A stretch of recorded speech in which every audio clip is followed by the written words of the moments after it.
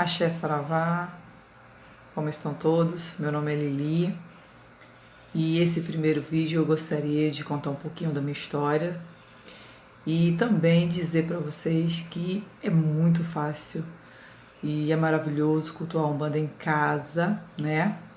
Na falta de um terreiro próximo da sua casa, na sua cidade. Então você pode sim cultuar os seus orixás, seus pretos velhos, seus caboclos em casa, à esquerda, o seu Exu e sua pombagira, sem problema nenhum dentro de casa. Eu digo isso para vocês porque eu faço isso e é maravilhoso. Eu cresci num lar espiritualista. Eu lembro que eu tinha mais ou menos uns 8 anos, 8, 9 anos, eu brincava dentro do templo, que se chama Vale do Amanhecer, né? Minha mãe era dessa religião. E eu lembro que eu, desde pequena, com 7 anos, a primeira vez que eu vi um preto velho. Eu lembro que eu estava na minha casa, assim, no fundo da minha casa tinha um pé de mamão, e eu fui pegar esse mamão, ou tentava tirar esse mamão, e quando eu olhava para minha casa, tinha lá um preto velho, sentado, com roupa de algodão cru, com uma... A gente chama em Minas Gerais precata, né? Uma sandália rasteirinha, e tinha uma bengala, tinha um cachimbo, estava sentado num toco.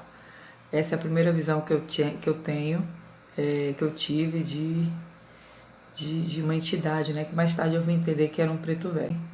Eu lembro que nós íamos, quando crianças, participar do pajé. Pajé era um trabalho onde tinha a incorporação de pretos velhos e caboclos e atendia só as crianças, aos domingos, né? E eu lembro que eu ia muito por causa das balinhas que a gente recebia no final. Depois eu saí de Minas, fui para Brasília e eu continuei. Lá em Brasília tem o Templo Mãe, né, que é o Vale do Amanhecer, e eu continuei indo lá. Eu lembro que eu tinha uns 12 anos, a gente frequentava, passava nos trabalhos. A minha mãe, como ia para Brasília direto, então ela levava a gente sempre para passar nos trabalhos e aquela coisa toda, adolescente e tal, né? E a minha vida foi essa, sempre indo pro Vale do Amanhecer.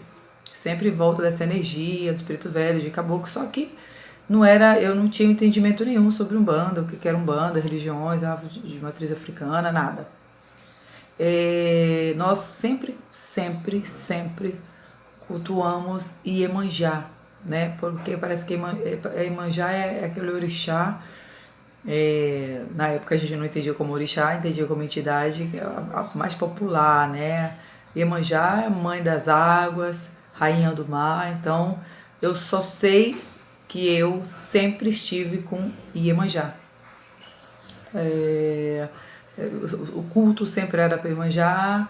Iemanjá fazia parte de tudo. Iemanjá é um orixá que eu conhecia, era Iemanjá, desde pequena.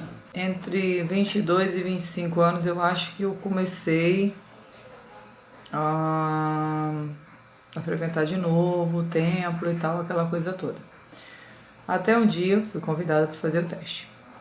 E depois da gente levar umas porradas na vida, né?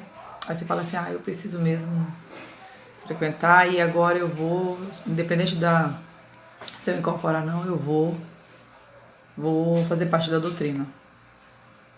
Fui lá e incorporei. Saí de lá doida, incorporei, pronto. E comecei a minha vida, né, mediúnica, né?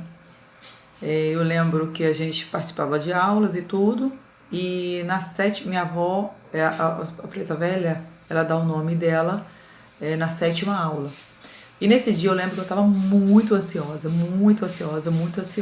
para saber o nome da minha vovó. Eu só sei que no dia, na 7ª aula, ela falou que não ia dar o nome não, porque eu estava muito ansiosa, eu estava muito nervosa, que eu ia esperar até a próxima aula para isso. Aí na 8ª aula, eis que ela deu o nome dela, Vovó Catarina das Cachoeiras. Aí, paixão da minha vida, amor da minha vida, e nós juntas estamos até hoje. Caboclo Jurema e Caboclo Pena Branca sempre foram as minhas entidades, assim, que eu mais trabalhei, sempre foram, pelo menos na época do Vale do Amanhecer, eram as entidades diferentes que eu mais trabalhava. Então era minha vovó Catarina das Cachoeiras, Caboclo Jurema, Caboclo Pena Branca e o médico de cura na época, Paulo, mestre de cura que chamava Paulo. E essa foi minha vida durante 10 anos, 10, 11 anos, essa foi a minha vida.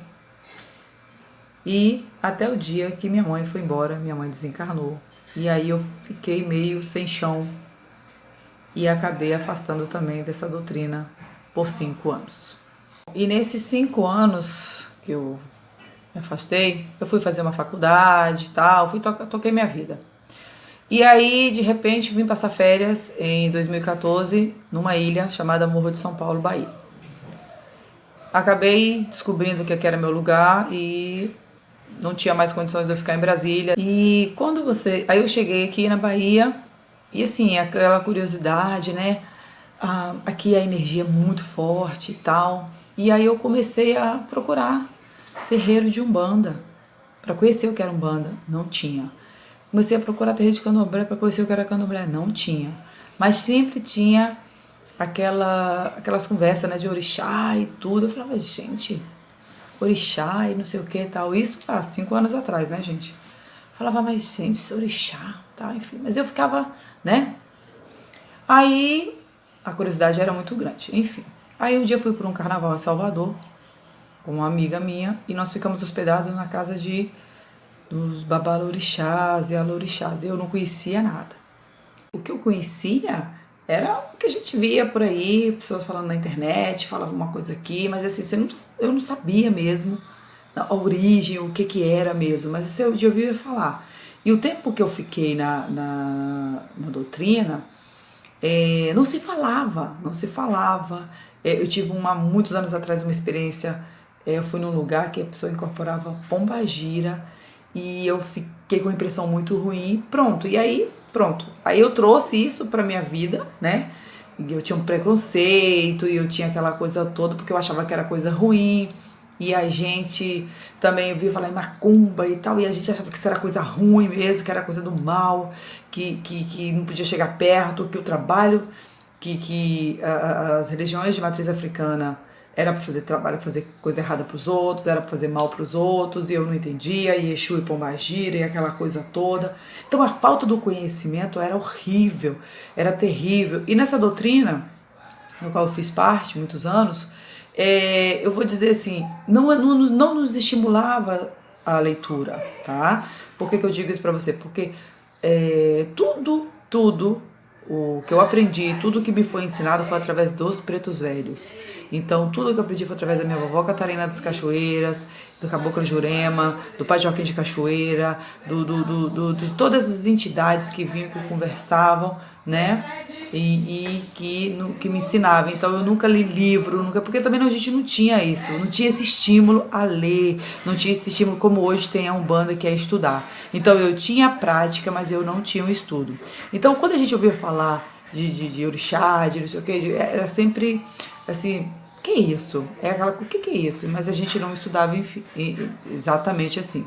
Eu lembro que um tempão atrás eu li o livro Mitologia dos Orixás, e esse livro eu li todinho e achei ele um pouco confuso e tal, sobre Exu e aquela coisa toda, mas mesmo assim guardei essa leitura comigo. Ponto.